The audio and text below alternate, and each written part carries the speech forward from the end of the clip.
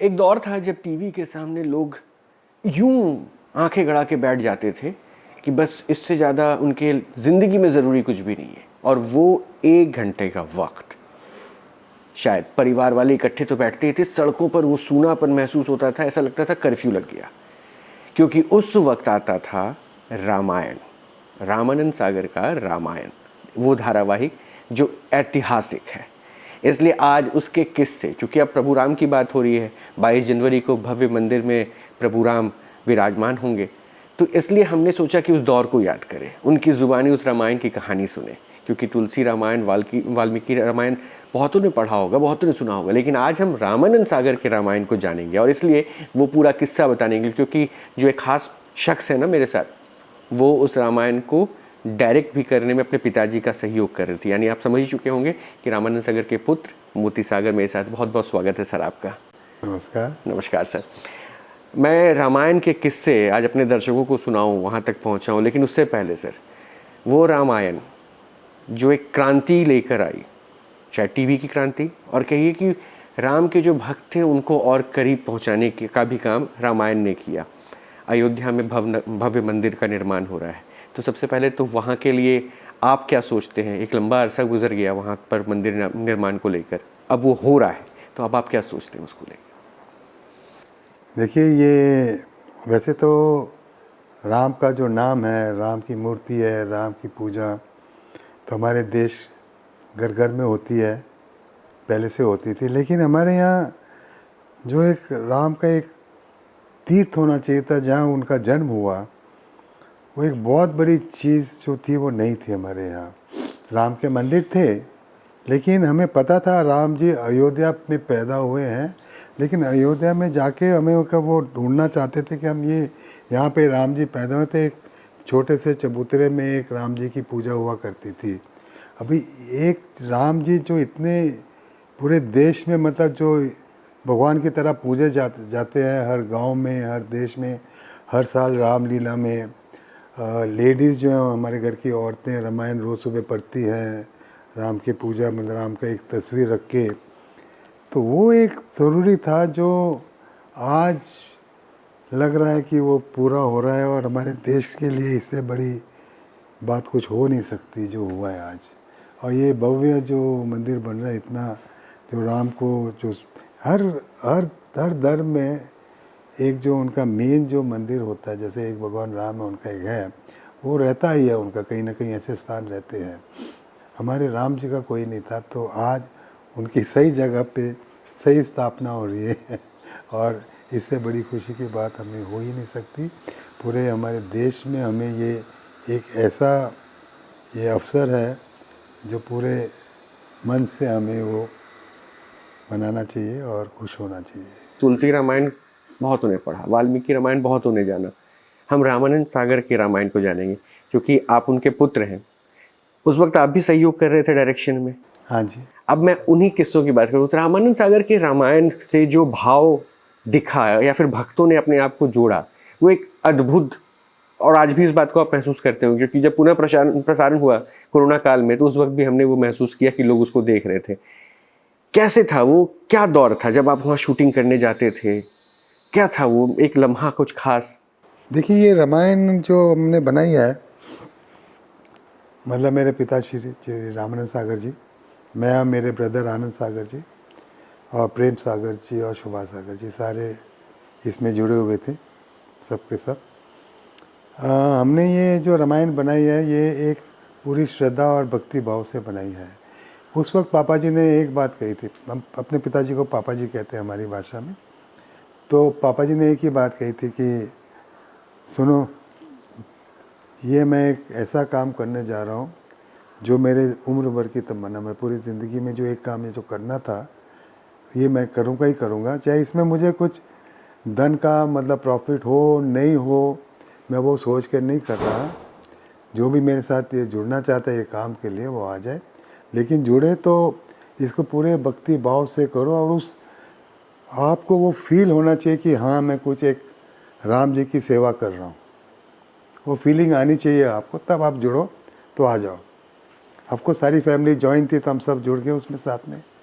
मैं और मेरे ब्रदर डायरेक्शन निर्देशक में ग्रुप चले गए, प्रेम जी भी साथ में लगे थे कई, and Shobha ji total production संभालते थे। और वहाँ पे हम जो शूट करते थे, पापा जी भी शूट करते थे, तो एक अलग ही एटमॉस्फेयर कर दिया था पापा जी ने।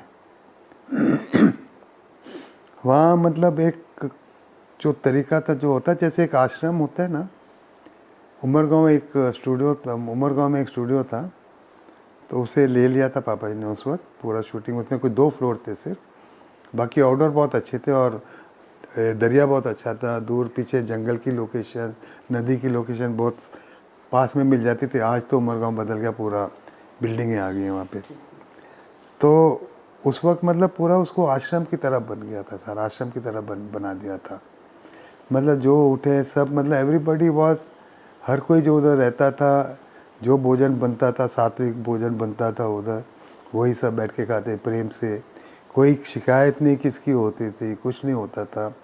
जो शूटिंग होती थी इतने प्यार से, इतने प्रेम और भावना से होती थी। और कोई एक सपोज शॉट नहीं अच्छा बन रहा, अच्छा नहीं हो रहा, तो जितनी बार टेक करनी है तो कोई आर्टिस्ट के कभी वो फ्राउन नहीं किया, शिकायत नहीं की, सर जी क्या कर रहे हो, मैं कभी नहीं। एक अलग ही वो, जैसे राम जी ने कोई हमें शक्ति दे दी थी और ये हमें काम करना ही करना है, तो हमें से हर इंसान करीब 14-15 घंटे हर रोज़ काम करता था। हफ्ते में कम से कम 25 दिन, हफ्ते में 25 दिन उधर हम रहते थे। ऐसे, मतलब महीने के 25 दिन आप वहाँ पे गुजारते थे? 25 दिन हम करते थे। और ये समझ लिया हम 2 साल चला ना वो? 2 साल सब शूटिंग हमारी 2 साल, कभी 6 महीने पहले शुरू हो गई, 1.5 साल चला, और उसके बाद 9 महीने का गैप हो गया, फिर 9 महीने चलता, करीब 3 साल, 3.5 साल हमारा जीवन। कितने घंटे एक दिन में, मतलब 24 घंटे में कितने घंटे शूटिंग चलती? क्योंकि उसमें तो रात की भी सीन होते थे। शूटिंग हमारी कभी पूरी रात भी चलती है, कभी दिन में भी। जैसे मुझे याद है कि एक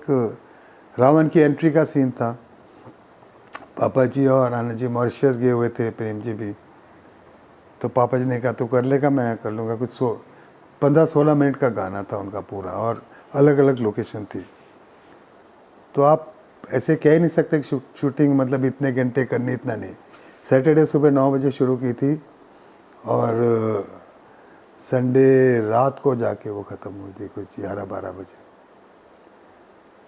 तो जितने लेबर, जितने लाइटमैन थे मेरे साथ, जितने सेटिंग वाले, ऐसे लगता था जैसे किसी को थकावट ही नहीं हुई। एक अजीब सी शक्ति आ जाती थी उसकी शूटिंग में।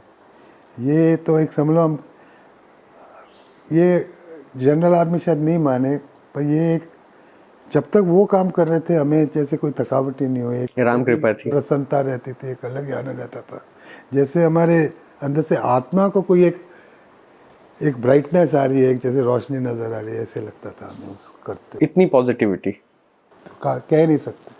तो ये जो कह रहे हैं शक्ति, तो कुछ ऐसा वाक्य भी हुआ क्या? क्योंकि एक इंसिडेंट्स के बारे में आजकल हर जगह लोग बताते हैं कि सेट पे काक भुसुंडी के किरदार के लिए कौवे की ज़रूरत थी। वो मतलब ऐसी अलौकिक चीज़ें हो जाती थी क्या सेट पे?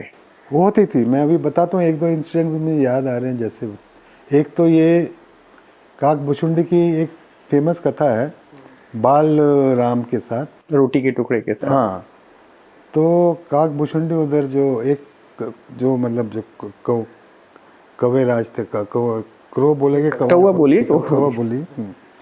तो वो ऊपर से देखा करते थे और सोचते थे कि सब इसको भगवान की तरह ट्रीट कर रहे हैं, बोल रहे हैं। बोले कहाँ भगवान है, ऑर्डिनरी बच्चा है, रो रहा है, खिलौना नहीं मिलता तो रोता है, खाने के लिए भूख लगती है, सब रहता है, कैसे हो सकता है ये भगवान, है ना। तो वो उधर आता है, काक भुसुंडी उधर आता है और भगवान राम को देखता है, ऐसे जाके देखते हैं, बोले भगवान नहीं है, और ये उठता है और सडनली देखता है पीछे भगवान, पीछे उसके हवा में उठते आ रहे हैं, जहाँ बजा रहा है उधर ही उठते आ रहे हैं, और फिर वो वापस इधर ही आता है। तब वो प्रणाम करता है और वो भगवान उनको बाद में आशीर्वाद देते कि जहाँ भी मेरी कथा होगी तू सुना करेगा उधर। तो कौवे की ज़रूरत थी। आपको दूसरे सारे पंछी तो मिल जाते हैं, कबूतर भी मिल जाएंगे, चिड़िया मिल जाएगी, तोते मिल जाएंगे, कौवा हाथ में नहीं आता, पकड़ना भी बहुत मुश्किल होता है उसे। अब मैं उधर था, पापा जी उधर थे, हम लोग सब थे उधर वो शूटिंग में। पापा जी को बोला बैठिए अंदर, कौवा देखते हैं कैसे आता है, क्या आता है। भेजा था किसी को कौवा ढूंढने के लिए, पापा जी को बताया नहीं, एक एक करके एक आ रहा है, सर कौवा तो कोई मिल नहीं रहा, कौवा तो कोई मिल नहीं रहा। इतने में पापा जी आए, बेटे क्या हुआ? बोले कौवा मिल नहीं रहा पापा जी। बोले ठीक है वेट करते हैं, हो सकता है उधर कौवे बहुत थे। अचानक एक कौवा आ गया आउट ऑफ द ब्लू। अच्छा। और जो जो पापा जी चाहते थे वही वही किया। जैसे कौवा आगे चल रहा है, राम जी उसके पीछे पीछे, कौवा भागा नहीं, पूरे उसने सारे शॉट दिए हमारे। हमने कैमरा बंद ही नहीं किया, जितने शॉट थे सारे थे, जैसे चाहिए थे सब मिले, पूरा शूट करके वो चले गया। अब what will you call that? एक मतलब एक था, कुछ पावर था, होता था उसमें, ऐसे होता था, ऐसे आता था। अच्छा, एक बड़ा अच्छा वाक्य, चूंकि आपने ये बताई बातें, मुझे ये समझ में आ गया कि प्रभु राम की कल्पना अब करना आसान हो गया, क्योंकि हमने राम की भूमिका में किसी किरदार को देखा। लेकिन किताबों में जब रामायण नहीं बना था, किताबों के थ्रू आप राम की कल्पना कैसे करेंगे? सौम्य रूप, अगर कर भी रहे तो अगर किसी को दिखाना है तो उस रूप में कैसे ढालेंगे? ये अपने आप में बड़ी चुनौती थी।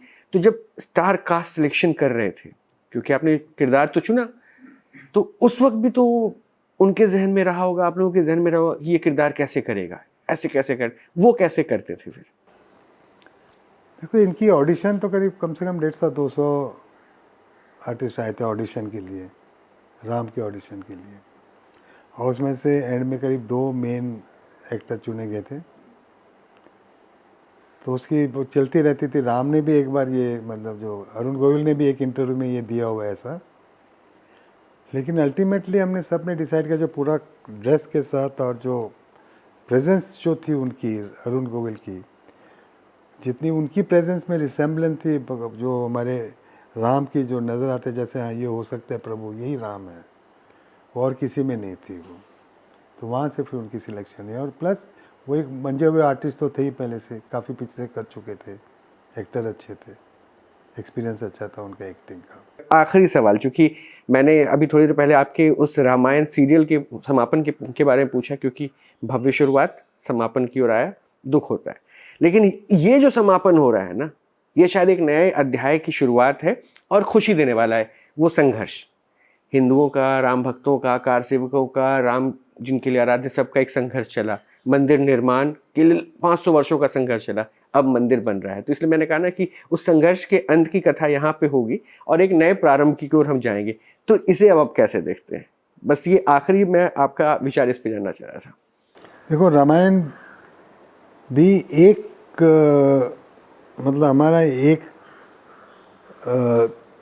सर्टन, हमारा भी उसमें ये है पार्टिसिपेशन जो हमारा था रामायण का, उसने भी कुछ हद तक ये संघर्ष में, मतलब जो है, सफलता के रास्ते तक पहुंचने में मदद की।